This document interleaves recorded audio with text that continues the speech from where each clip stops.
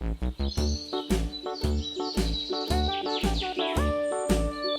dickory dock, the mouse ran up the clock.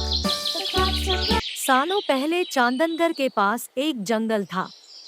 वहाँ एक बड़ा सा बरगद का पेड़ था, जिस पर एक कौवा और एक कोयल दोनों अपने अपने घोंसले में रहते थे। एक रात उस जंगल में तेज आंधी चलने लगी। देखते ही देखते बारिश शुरू हो गई। कुछ ही देर में जंगल का जो भी था सब बर्बाद हो गया।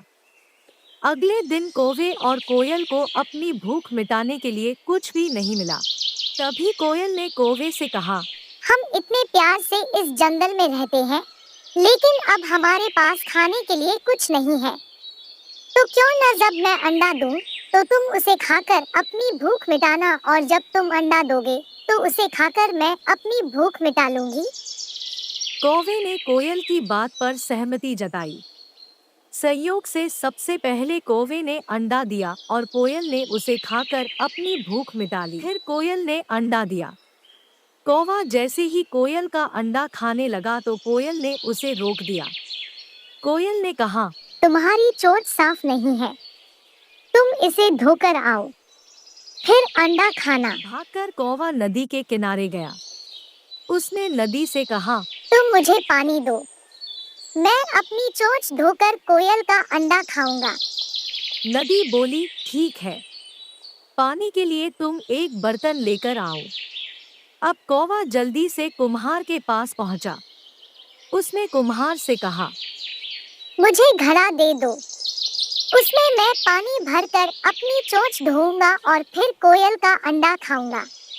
कुम्हार ने कहा, तुम मुझे मिट्टी लाकर दो, मैं तुम्हें बर्तन बनाकर दे देता हूँ। यह सुनते ही कौवा धरती माँ से मिट्टी मांगने लगा।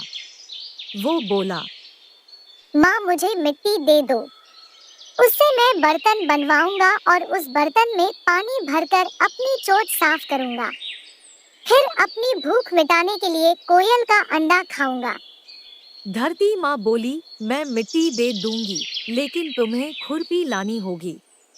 उसी से खोदकर मिट्टी निकलेगी। दौड़ते हुए कौवा लोहार के पास पहुंचा।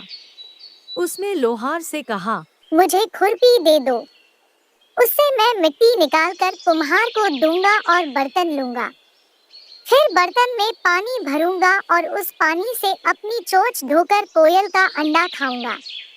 लोहार ने गर्म-गर्म खुरपी कौवे को दे दी। जैसे ही कौवे ने उसे पकड़ा, उसकी चोंच जल गई और कौवा तड़पते हुए मर गया। इस तरह चतुराई से कोयल ने अपने अंडे कौवे से बचा लिए। कौवे और कोयल की कहानी यह सीख देती है कि दूसरों पर आंख बंद करके भरोसा नहीं करना चाहिए। इससे नुकसान खुद का ही होता है।